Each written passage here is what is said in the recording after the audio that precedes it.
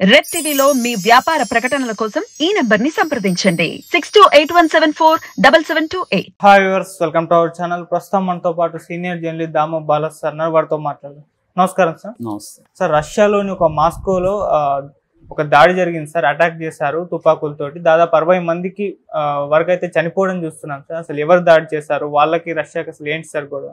ఇది నిజానికి ఇది ప్రపంచవ్యాప్తంగా సంచలనం సృష్టించిన సంఘటన. రష్యాలో మాస్కో, రష్యా రాజధాని మాస్కో అవుట్స్కట్స్లో క్రాకస్ సిటీ హాల్ అని ఒక సిటీ హాల్ ఉంది. ఆ హాల్లో ఒక మ్యూజిక్ కాన్సర్ట్కి ఫ్రైడే నైట్ అటెండ్ అయ్యారు. దాదాపు అది మొత్తం 6000 మంది బట్టే అంత పెద్దది. బట్ అంతమంది లేరాడ, ఒక 1000 మంది వరకు ఉన్నట్టున్నారు. సడన్గా వాళ్ళు ఇంకా మ్యూజిక్ కాన్సర్ట్ అయిపోయి బయటికి వస్తున్న టైంలో కొంతమంది ఒక 5-6 మంది దుండగులు గన్స్ తీసుకొని ఆటోమేటిక్ రైఫిల్స్ ప్లస్ గ్రెనేడ్స్ తీసుకొని ఎంటర్ అయ్యి కాల్పులు జరుపుతున్నారు. ఇంకా అమాయకులు, వాళ్ళకేం తెలియదు కదా, మామూలుగా బయటకు వస్తారు, సడన్గా వచ్చి కాల్పులు చేస్తే ఏం చేస్తారు. అలాగా మొత్తం దాదాపు ఇప్పటి వరకు వస్తున్న లెక్కల ప్రకారం 62 మంది చనిపోయారు, 145 మంది గాయపడ్డారు అనేది చెప్తున్నారు.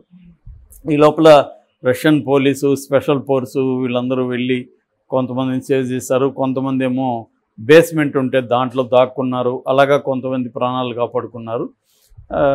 సో ఏదేమైనా ఇది రష్యాలోనే 2004 తర్వాత అతిపెద్ద సంఘటన అని చెప్తున్నారు. 2004లో స్కూల్ మీద దాడి జరిగింది.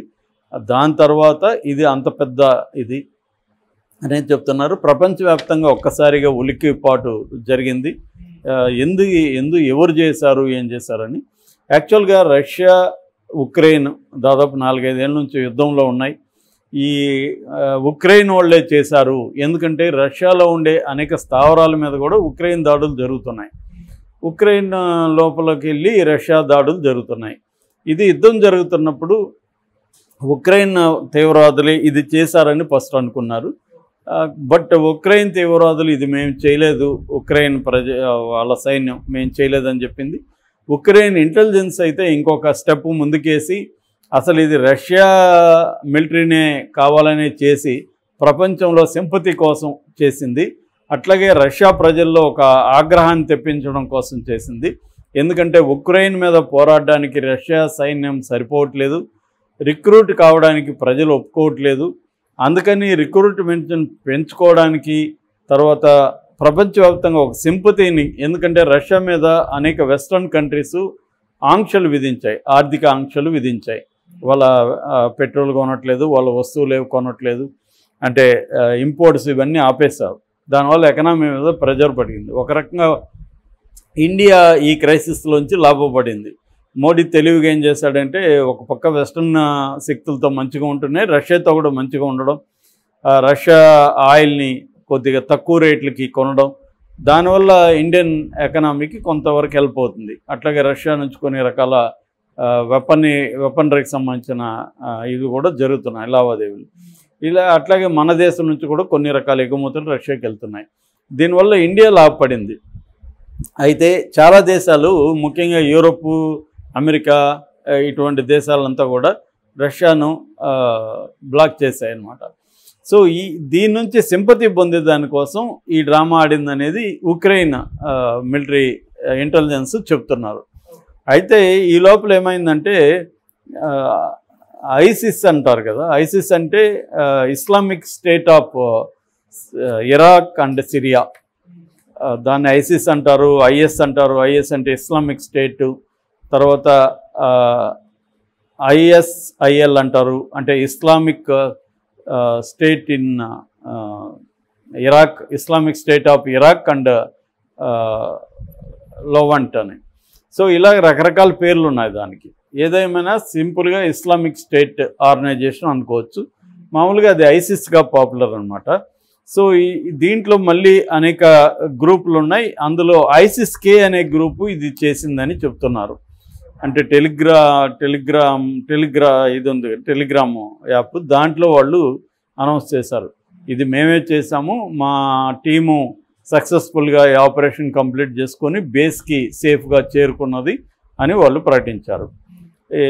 ఖొరాసాం అంటారు దీన్ని. కే అంటే ఖొరాసాం, ఐసిస్ ఖొరాసాం అనమాట. ఇది బేసిక్గా ఆఫ్ఘనిస్తాన్ బేస్డ్గా ఏర్పడిన సంస్థ. యాక్చువల్గా ఇలాంటిది ఒకటి జరగబోతుందని అమెరికా ఫస్ట్ నవంబర్లో హెచ్చరించింది. దాని తర్వాత ఈ మంత్ 7న వాళ్ళ వెబ్సైట్లో కూడా పెట్టారు, అమెరికన్ సిటిజన్స్ రష్యాలో ఉంటే మీరు ఎవరు కూడా పెద్ద జనాలు గుమికూడే ప్లేసులకి వెళ్ళకండి, ఇంక్లూడింగ్ మ్యూజిక్ కాన్సర్ట్స్ వెళ్ళకండి అని క్లియర్గా చెప్పింది. అట్లాగే రష్యన్ గవర్నమెంట్కి కూడా చెప్పింది జరగబోయే అవకాశాలు ఉన్నాయని. కానీ రష్యన్ గవర్నమెంట్ దాన్ని నమ్మకుండా అమెరికా మీద దుష్ప్రచారం చేసింది. వీళ్ళు కావాలని రష్యా మీద తప్పుడు ప్రచారం చేయడానికి ఇలాగా చెప్తున్నారు అని అమెరికా మీద రష్యా అటాక్ చేసింది. ఇప్పుడు అదే జరిగింది. అమెరికా ఏదైతే చెప్పిందో అదే జరిగింది.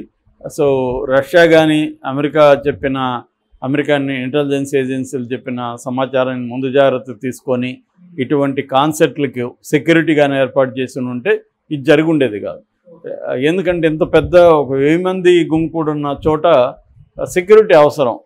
మామూలుగా అయితే ఇప్పుడు మన దగ్గర 1000 మంది అటెండ్ అయిన చోట ఇంటీరియర్ అయితే పెద్ద సెక్యూరిటీ పెట్టుకోరు, కానీ ఎక్స్టీరియర్ అయితే పోలీసులు వాళ్ళు వస్తారు. కానీ రష్యా లాంటి యుద్ధం జరుగుతున్న ఏరియాలో మరి వీళ్ళు ఎందుకు నెగ్లిజెన్స్గా ఉన్నారో తెలియదు.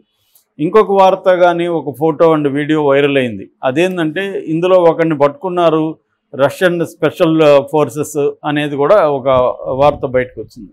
అదెంత నిజమని తెలియదు. ఎందుకంటే రష్యా నుంచి ఇన్ఫర్మేషన్ రావాలంటే వెస్ట్రన్ మీడియా ఏది అక్కడ లేదు. బేసిక్గా అక్కడ రియా నోవాట్సీ అని ఒక రష్యన్ మీడియా హౌస్ ఉంది, ఆర్ఎన్ అంటారు దాన్ని. వాళ్ళే బయటికి తీసుకురావాలి. సో వాళ్ళు చెప్పిందే మనకి నిజం అన్నమాట. సో ఇది బేసిక్గా.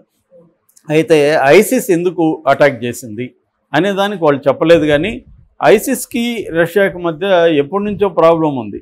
యాక్చువల్గా ఏంటంటే ఒకప్పుడు ఆఫ్ఘనిస్తాన్లో సోవియట్ యూనియన్, అమెరికా ఈ 2 దేశాలు అక్కడ తమ బలాల్ని పెంచుకోవడం కోసం యుద్ధాన్ని చేసేవి.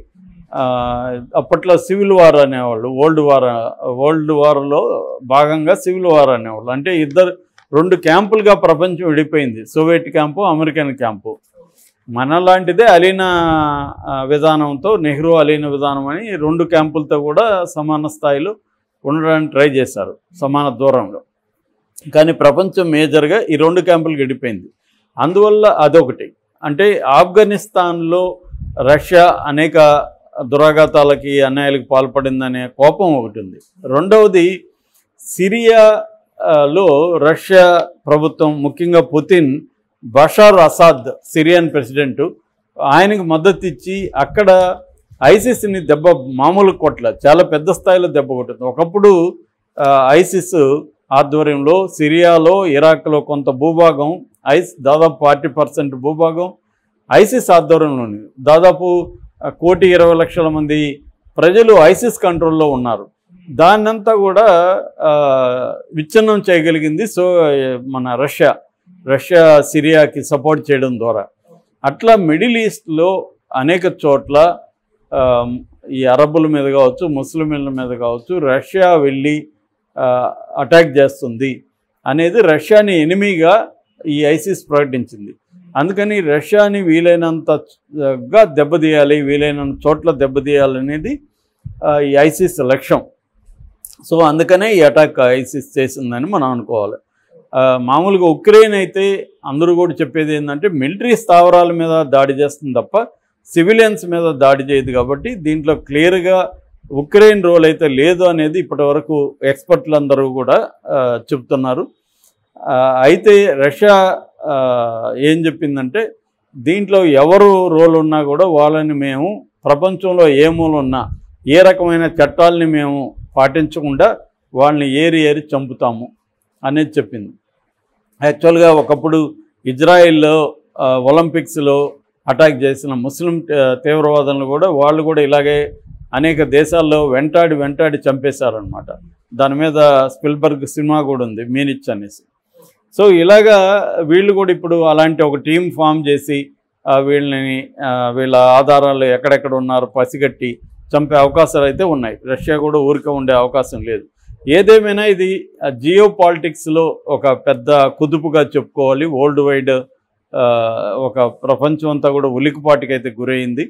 దాదాపు ప్రతి దేశం కూడా ఖండించింది, ఇంక్లూడింగ్ మోడీ కూడా ఖండించాడు. సో ఇది నెక్స్ట్ పరిణామాలు ఎలా ఉంటాయనేది మనం చూడాలి.